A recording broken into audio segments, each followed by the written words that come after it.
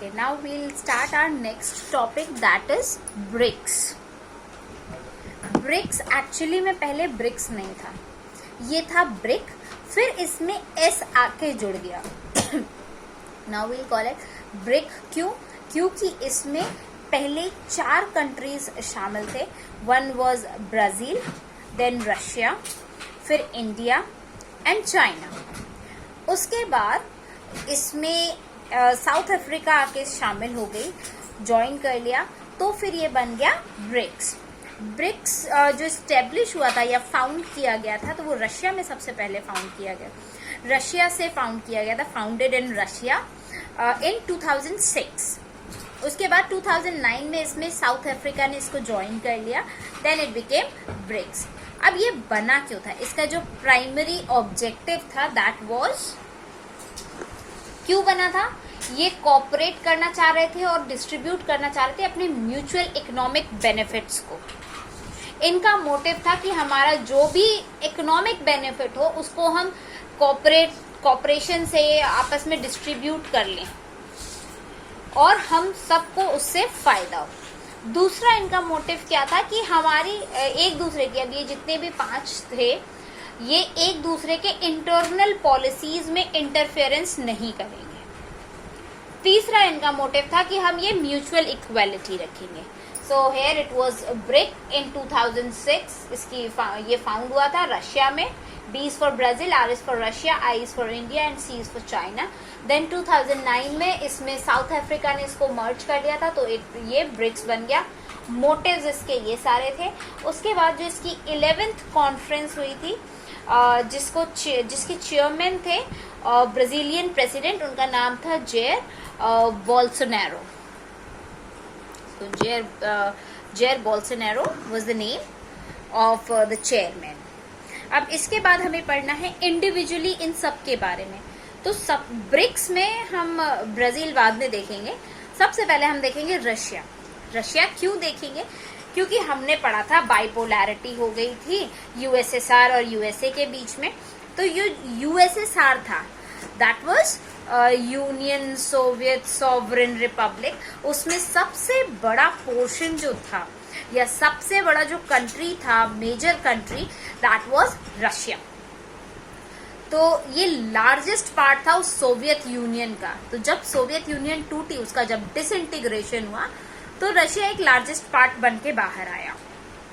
अब Soviet union जब 1980s में या 1990s की बिगनिंग में खत्म हो रही थी, तभी वो 1991 में कॉमनवेल्थ भी फॉर्म हुई थी, और ये 1991 में वो कॉमनवेल्थ फॉर्म हो गया था, और ये ब्रिक्स जो बना ये 2006 में बना. तो रशिया एक स्ट्रॉन्ग सक्सेसर की तरह निकल कर आया यूएसएसआर के टूटने के बाद.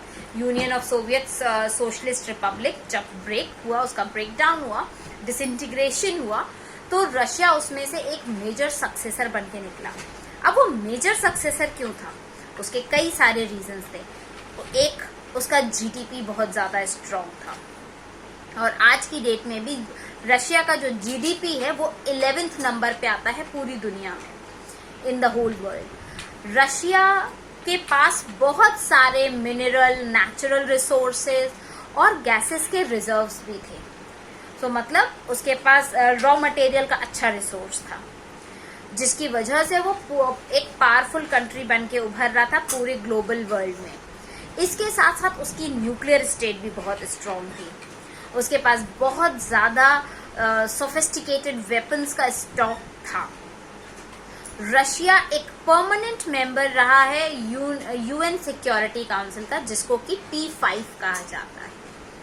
इसके बाद बात करेंगे हम नेक्स्ट कंट्री की, नेक्स्ट सब यूनिट की. ब्रिक्स का जो सब यूनिट है that is India.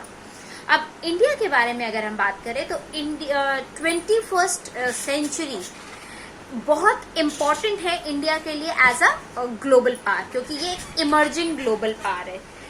India is an emerging global power. जो वर्ल्ड है ये इस पावर को फील कर सकता है. India day by day multi dimensional वे में राइज कर रही है और बढ़ती चली जा रही है, अपनी पावर को बढ़ाती चली जा रही है. अब इंडिया के पास स्ट्रेंथ क्या है?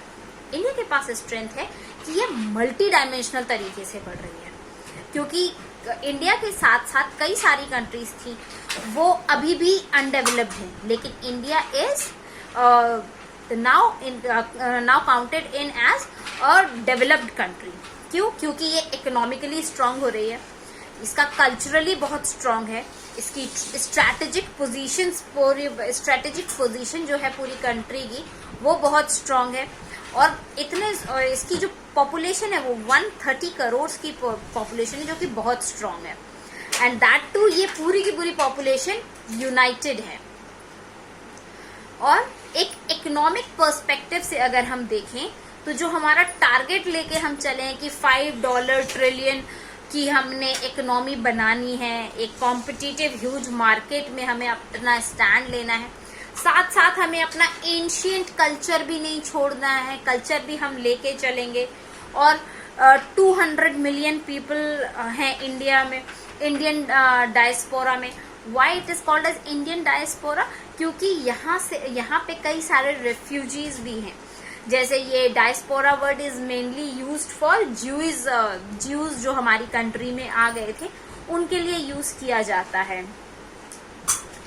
कि जो